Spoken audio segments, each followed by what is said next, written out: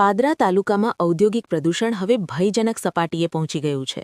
Chemical ઉદ્યોગોના બેફામ પ્રદૂષણના કારણે જમીનનું પેટાળ ઝેરી બની ગયું છે અને ભૂગર્ભ જળ સંપૂર્ણપણે બગડી ચૂક્યું છે.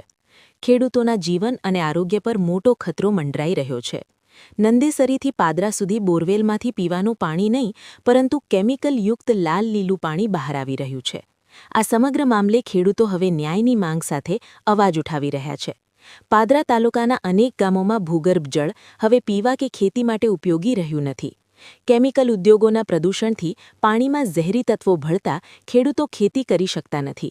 ઢોરો બીમાર પડી રહ્યા છે અને માનવ આરોગ્યને ગંભીર નુકસાન થઈ રહ્યું છે. પાદરા તાલુકાના ઉમરાયા ગામે લુણાવાડી નહેર વિસ્તારમાં રહેતા ખેડૂત મુકેશભાઈ પઢિયારના ખેતરમાં છેલ્લા 15 વર્ષથી બોરવેલમાંથી પેટ્રોલ જેવા રંગનું લાલ પાણી નીકળે છે. આ પાણીના ઉપયોગથી પાકો બરબાદ થયા છે, પશુઓ બીમાર પડી રહ્યા છે અને સ્થાનિક લોકોમાં ગંભીર બીમારીઓનો ખતરો વધ્યો છે.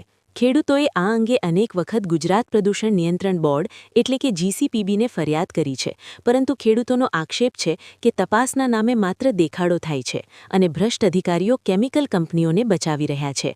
વિકી શ્રીમાળી, હકની વાત સંગઠન. GCPBના અધિકારીઓ ખેડૂતોને ખો આપી રહ્યા છે. જો પ્રદૂષણ કરનારી કંપનીઓ સામે તાત્કાલિક અને કડક કાર્યવાહી નહીં થાય તો અમે અધિકારીઓનો ઘેરાવો કરવા મજબૂર બનીશું.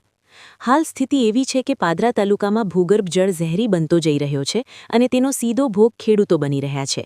છતાં જવાબદાર તંત્ર આંખ મીચી બેઠું હોવાનો આરોપ લાગી રહ્યો છે.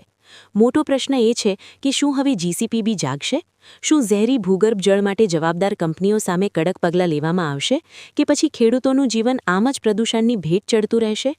પાદરામાં ભૂગર્ભ જળ ઝેરી બનવાનો આ મુદ્દો તંત્ર માટે ગંભીર ચેતવણી છે.